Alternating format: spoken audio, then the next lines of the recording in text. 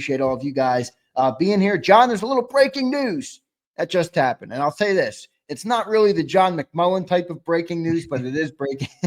It is breaking news. Saquon Barkley has officially been announced as the cover of Madden.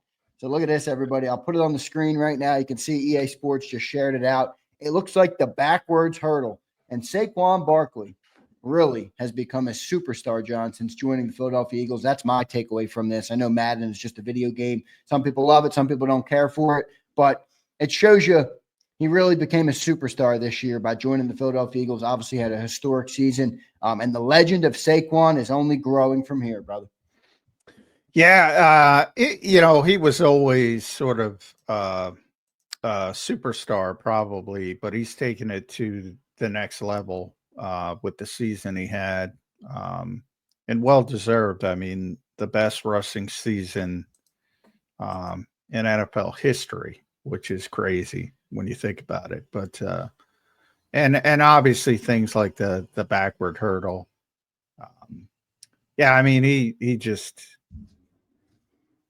I always talk about it. It happened twice last year with Saquon and Vic Fangio. It's almost like, all right, they came in with these reputations. And when that happens, these lofty reputations and expectations, it rarely lives up to it because it's almost impossible. Like we said, we've already talked about it with Howie and Vic is like how you're not perfect. They're human beings. They're going to make mistakes and it's hard, but they both exceeded it, which is crazy. It just rarely happens. And to the level of exceeding it with Saquon. And the offensive line deserves a lot of credit, and he points that out all the time. But yeah, it was perfect. It was perfect. It's hard to imagine it going any better, which is part of the problem moving forward. It's like, can you repeat that? Yeah, how do you repeat that? It'd be tough. There's no doubt because it was so unbelievable. But I'll say this. We got a lot of this in the chat, right? The Madden curse. The Madden curse. No. The Madden curse does not exist, everybody. Not in Philly and not for Saquon Barkley. I'm not buying that baloney for a single second. All right? There's no Madden curse. Yeah, I'm not a curse guy. I'm not a superstitious. There's no Madden curse, John. It's fake. Yeah. It's fake. Sports Illustrated cover jinx. It's all nonsense. I will say this though, man. People I'll tell you what is nonsense. Getting upset about Madden ratings. That's nonsense. I think they use PFF now, brother. So maybe they're closer than they once were. I think so. Good. Yeah, I think they're using every PFF. year. I lose my mind over that. And Bryce Huff will be like a 95 if they use PFF. To the point was, well, he's better than. I'm just kidding. Well, no, he's better than what fans would expect. That's true. But hey, for all the hate, like I said, PFF it's amusing because I just pointed out at the end of last week they ranked the rosters from 1 to 32, and the Eagles were number 1.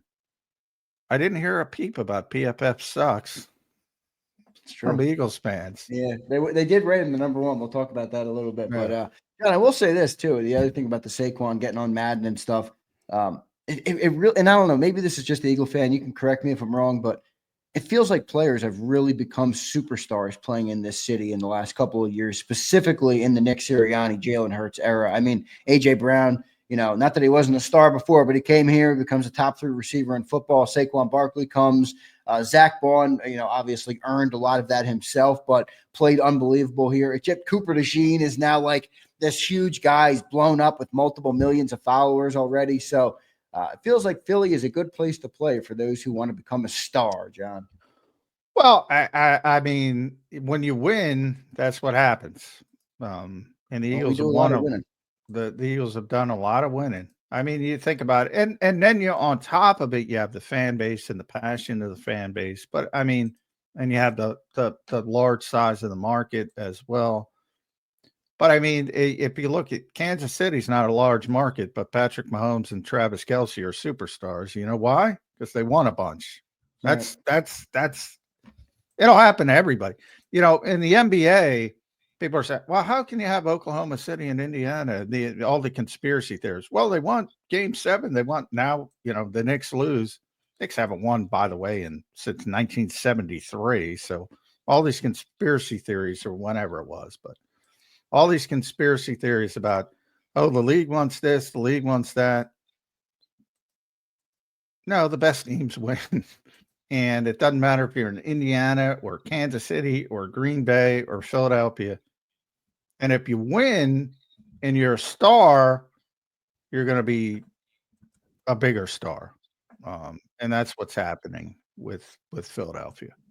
And then if you have the personality on top of it, like a Jason Kelsey, then you can really shoot to some high levels. But yeah, well, that's one of the reasons the disrespect. I always push back on it. I go, everybody loves the Eagles. Everybody. EA Sports, the NFL. EA Sports. Hey, you're not wrong. KTP says 20 years since an Eagle has been on the cover of Madden. Can anybody guess, or does anybody know the last cover of Madden? John, do you know the last cover of Eagles?